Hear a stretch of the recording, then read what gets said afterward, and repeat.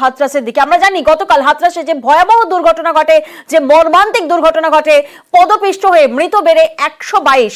রথিবানপুরে এক ধর্মীয় অনুষ্ঠানে ভক্তদের হুড়োহুড়িতে চূড়ান্ত বিশৃঙ্খলার পরিস্থিতি সৃষ্টি হয়, যেখানে পদপিষ্ট হয়ে মৃত্যু হয় শতাধিক।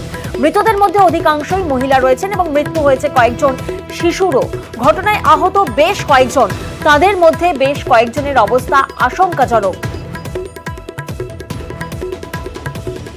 3.5 साल है, ये मेरा भतीजा लगता है और ये काफी टाइम तक नहीं पहुंचे हुए होते हैं। फिर वहाँ पता लगता है कि बहुत से लोगों की डेथ हो गई है। लाइव देख रहे थे, उस पर टोल फ्री नंबर आ रहे थे, जिस पर पता करा गया, तब जाके इसका पता लगा। माँ का अभी तक कोई पता नहीं है, बाबा जी का पता नहीं है कहाँ है। क्या लगता है सामने आना चाहिए उनको, एक बार तो आना चाहिए, क्योंकि पब्लिक बहुत ही ज्यादा परेशान है, बहुत ही ज्यादा दुख में है। बॉडियां ऐसी हैं जो अपने परिजनों तक नहीं मिल पा रही हैं, जैसे कि एक एग्जाम्पल के लिए मैं भी हूँ। मेरी पत्नी डेथ हो गई। गांव की एक हमारी चाची आई और एक बहन जी आई हमारे गांव की, तीनों खत्म हो गई थी, 3 महिलाएं खत्म। হাতরাসের রথিবানপুরে সেখানে ধর্মীয় অনুষ্ঠানে বিশৃঙ্খলা, ধর্মগুরুর সাক্ষাৎ পেতে ভক্তদের মধ্যে হুড়োহুড়ি পড়ে যায়। স্বঘোষিত ওই ধর্মগুরু ভোলে বাবা বলেই পরিচিত নাকি, তার পিছনে দৌড়তে গিয়েই পদপিষ্ট। অনুষ্ঠানে থাকার জন্য যত অনুমতি দেওয়া হয় তার চেয়ে অনেক বেশি মানুষ ওই অনুষ্ঠানে হাজির ছিলেন বলে দাবি পুলিশের। ঘটনায় উচ্চ পর্যায়ের তদন্ত কমিটি গঠন করা হয়েছে। इसकी परमिशन एसडीएम साहब द्वारा दी गई थी और इसमें एक प्राइवेट आयोजन था, जिसमें कि पूरी ड्यूटी कानून व्यवस्था और सुरक्षा के लिए लगाई गई थी। और इसमें बाकी व्यवस्था जो अंदर की जानी थी वो स्वयं उनके द्वारा की जानी थी। और इस संबंध में उच्च अधिकारी द्वारा एक उच्च स्तर पर एक जांच कमेटी भी गठित की गई है। एफआईआर दर्ज हो रही है, एफआईआर दर्ज हो रही है। जो आयोजक हैं जिन्होंने परमिशन ली है उनके विरुद्ध एफआईआर होगी, इन द सेंस कि हफ्ते की परमिशन मांगी, उससे ज़्यादा लोग आए हैं, ऐसी प्रथम दृष्टिया चीज़ें निकल के आई हैं। और क्योंकि ये जांच का विषय है, इसमें एक हाई लेवल इंक्वायरी ऑर्डर कर दी गई है और जैसे जांच में और चीज़ें आएंगी आपको अपडेट।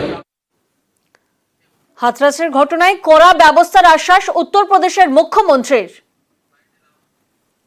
इस पूरे मामले की जांच के लिए हम लोगों ने एडिशनल डीजी आगरा की अध्यक्षता में मंडलायुक्त अलीगढ़ को शामिल करते हुए एक टीम बना करके उन्हें अविलंब रिपोर्ट उपलब्ध कराने के लिए कहा है। राज्य सरकार इस पूरी घटना की तह में जाएगा, यह हादसा है या साजिश, यह भी हम इसकी तह में जाकर के इसको देखेंगे। और सरकार इस मामले की तह में जाकर के साजिशकर्ताओं को भी और इस घटना के जिम्मेदार जो हैं उनको भी उचित सजा देगी। হাতরাসে এখন শুধুই কান্নার আওয়াজ। রাতভর বিভিন্ন হাসপাতালে চলে ময়নাতদন্ত এবং সকালেই দেহ হস্তান্তর করা হচ্ছে পরিবারকে। প্রতিনিধি মৈত্রী এই মুহূর্তে আমাদের সঙ্গে রয়েছেন। মৈত্রী, এই মুহূর্তে ঠিক কি পরিস্থিতি? দেখো, দু জায়গায়, অর্থাৎ ঘটনাস্থলে এই মুহূর্তে ফরেন্সিক টিম তারা তল্লাশি চালাচ্ছেন এবং ঘটনার যে সমস্ত তথ্য তালাশ রয়েছে সেগুলো তারা খুঁজে দেখছেন। কিছুক্ষণ আগেই ঘটনাস্থলে ঘুরে গিয়েছেন শালাভ মাথুর, আইজি শালাভ মাথুর, যদিও তিনি এ বিষয়ে কোনো কথা বলতে চাননি আলাদা করে। অন্যদিকে হাসপাতালে সেখানে কিন্তু এখন পুরোটাই নৈশব্দ গ্রাস করেছে, তার কারণ নিহতদের পরিজনের হাতে দেহ তুলে দেওয়া হয়েছে ইতিমধ্যেই, যাদেরকে চিহ্নিত করা গিয়েছে, অর্থাৎ 122 জনের মধ্যে যাদেরকে চিহ্নিত করা গিয়েছে তাদের মৃতদেহ তাদের পরিজনদের হাতে তুলে দেওয়া হয়েছে এবং পুলিশের হাত দিয়ে তাদেরকে পুলিশের মাধ্যমে তাদের বাড়িতে পৌঁছে দেওয়ার ব্যবস্থা করা হয়েছে তাদের মৃতদেহ। এই নিহতদের পরিজনদের তরফ থেকে তাদের যেটা অভিযোগ, মূলত দুটি অভিযোগ তাদের তরফ থেকে উঠে আসছে। এক, তারা বলছেন যে যথাসংখ্যক পুলিশ ছিল না। ঘটনাটি কি ঘটেছিল যে যখন এই স্বঘোষিত ধর্মগুরু ভোলে বাবা তিনি যখন তার এই অনুষ্ঠান ছেড়ে যখন তিনি বেরিয়ে যাচ্ছেন তার নিজস্ব সিকিউরিটি টিম নিয়ে, সেই সময় যারা সামনের দিকে ছিলেন না, যারা পেছনের দিকে ছিলেন, সেই মহিলারা তারা পেছনের গেট দিয়ে তারা দৌড়ে আসেন, তারা হাইওয়েতে ওঠেন এবং তারা ঠিক হাইওয়ের ধারে একটি খাল মতো ছিল যেখানে হচ্ছে একেবারে চাষের জমি এবং তার মাঝখানের যে একটি ক্যানাল ছিল সেখানে তারা হুড়মুড়িয়ে পৌঁছাতে যান এবং সেখানেই তারা ধাক্কাধাক্কিতে তারা পড়ে যান এবং চাপা পড়েন, এবং ফলে তাদের পরিজনদের অভিযোগ যে যথাসংখ্যক যদি পুলিশ প্রশাসনের ব্যবস্থা থাকতো, তার কারণ এর আগেও দেখা গিয়েছে যে যখনই এই ধর্মগুরুর তার কোনো অনুষ্ঠান হচ্ছে ধর্মচারণে, সেখানে যত সংখ্যক লোক আসার কথা তার থেকে অনেক বেশি লোক আসছে। গতকালও কিন্তু 80,000 মানুষের জমায়েত হওয়ার কথা ছিল, কিন্তু তার থেকে অনেক বেশি, লক্ষাধিক মানুষের জমায়েত হয়েছিল। এবং সেখানে প্রশ্ন উঠছে, মৈত্রী তুমি আমাদের সঙ্গে থাকো, এদিকে ঘটনায় উচ্চ পর্যায়ের কমিটি গড়ে তদন্ত শুরু করেছে যোগী প্রশাসন এবং একাধিক দ্বারায় এফআইআর পুলিশের।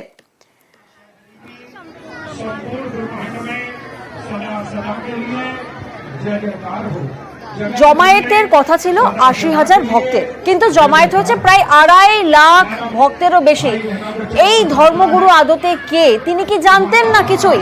হাথরাস মৃত্যু মিছিলে কাজঘরায় স্বঘোষিত ধর্মগুরু, তবে এফআইআর এর নামই নেই নারায়ণ সাকার হরি ওরফে সুরজ পাল। ঘটনার পর থেকেই ফেরার উত্তরপ্রদেশের প্রাক্তন গোয়েন্দা, তিনি আদতে কে জানবো, ব্যাকগ্রাউন্ড আদতে ওনার কি? মৈত্রী, কি জানা যাচ্ছে? দেখো, এই স্বঘোষিত ধর্মগুরু নারায়ণ সাকার হরি বা সুরজ পাল, তিনি এক সময় উত্তরপ্রদেশ পুলিশের কর্মরত ছিলেন এবং সেখানকার ইন্টেলিজেন্স ডিপার্টমেন্টে তিনি কাজ করতেন। তারপরে তিনি তার চাকরি ছেড়ে দেন এবং তিনি স্বঘোষিত ধর্মগুরুতে পরিণত হন, এবং তিনি তার স্ত্রী, তাদের একটি আশ্রমও রয়েছে, এবং সেই আশ্রমের সঙ্গে সঙ্গে কিন্তু তার প্রচুর ভক্ত রয়েছে, যারা উত্তরপ্রদেশ, মধ্যপ্রদেশ, রাজস্থান, দিল্লি সহ একাধিক জায়গায় তারা বিস্তৃত রয়েছেন। প্রতি মঙ্গলবার করে তারা বিভিন্ন জায়গায় সৎসঙ্গের আয়োজন করতেন এবং সেখানেই তারা ধর্মচারণ করতেন। মূলত মানবতার কথা তারা বলতেন, কিন্তু প্রত্যেকবারই দেখা গিয়েছে যখনই তার এই ধরনের কোনো ধর্মচারণের অনুষ্ঠান হচ্ছে বা যখন ধর্মীয় অনুষ্ঠানের তিনি আয়োজন করছেন বা তার হয়ে তার সহযোগীরা আয়োজন করছেন, সেখানেই যত মানুষ আসার কথা তার থেকে অনেক বেশি সংখ্যক মানুষ এসেছেন। এর আগেও দেখা গিয়েছিল কোভিডের সময় তিনি একটি 50 জন উপস্থিত হবেন বলে একটি সৎসঙ্গের আয়োজন করেছিলেন, কিন্তু সেখানে 50,000 মানুষ উপস্থিত হয়ে গিয়েছিলেন। মানে প্রশাসনের কিন্তু অজানা ছিল না গোটা বিষয়টাই, যে তার এই ধরনের যখন ধর্মানুষ্ঠানে তিনি আয়োজন করছেন, সেখানে যতজনের কথা বলা হচ্ছে তার থেকে বেশি মানুষ আসবে। তা সত্ত্বেও প্রশাসন কেন ব্যবস্থা নিল না, সে প্রশ্ন উঠছে। এবং একই সঙ্গে যেটা জানা যাচ্ছে যে তার প্রভাব, অর্থাৎ তার যারা ভক্তরা ছিলেন তারা মূলত সমাজের নিম্নবর্গের মানুষ, তারা দলিত শ্রেণীর মানুষ, এবং তাদের মধ্যে যথেষ্ট প্রভাব রয়েছে এই ধর্মগুরুর, এবং সেই কারণেই তার রাজনৈতিক প্রভাবও কিন্তু যথেষ্ট রয়েছে। ফলে সেই রাজনৈতিক প্রভাব প্রতিপত্তির জেরেই তিনি একের পর এক এই ধরনের ধর্মাচরণের অনুষ্ঠান তিনি আয়োজন করতেন এবং সেখান থেকে তিনি পার পেয়ে যেতেন। একটু আগেই তুমি যেমন বললে যে এফআইআর এ তার নাম এখনো পর্যন্ত নেই, যদিও আজকে তার যে আশ্রম রয়েছে সেখানে পুলিশের তরফ থেকে যাওয়া হয়েছিল, যদিও এখনো পর্যন্ত তার খোঁজ পাওয়া যায়নি। তাকে জিজ্ঞাসাবাদ করার জন্য গিয়েছিল পুলিশ, যদিও বিভিন্ন যারা নিহতরা রয়েছে, নিহতের পরিজনদের তারা অভিযোগ করছেন, তাদের স্পষ্ট অভিযোগ এই ধর্মগুরুর বিরুদ্ধে। তাদের বক্তব্য যে তিনি যখন সব মানুষকে ডাকছেন, ফলে তার দায় রয়েছে, এবং সেখানে তার যারা পার্ষদরা রয়েছেন, যদি তারা সবটা সামলে নিতেন তাহলে এতগুলো মানুষের প্রাণ এভাবে বেঘরে যেত না। একেবারেই মৈত্রী। এবং হাথরাসে লাফিয়ে লাফিয়ে বাড়ছে মৃতের সংখ্যা। হাসপাতালের বাইরে সন্তানহারা বাবার হাহাকার, যেখানে বেঘরে প্রাণ গেছে মেয়ের, মানতেই পারছেন না অসহায় বৃদ্ধ। ये भोले बाबा मतलब कैसे बहुत मतलब पहुंचे हुए बाबा है, क्या है कुछ, मतलब क्या प्रवचन कछु पहुंचे हुए बाबा ना है, जो ज्यादा झूठ बोलने को वही बस जनता को इकट्ठी कर लेगा। तो कल का जो हादसा हुआ उसके लिए दोषी कौन हो सकता है? दोषी कोई है, भोले बाबा है दोषी, बिल्कुल सजा होनी चाहिए।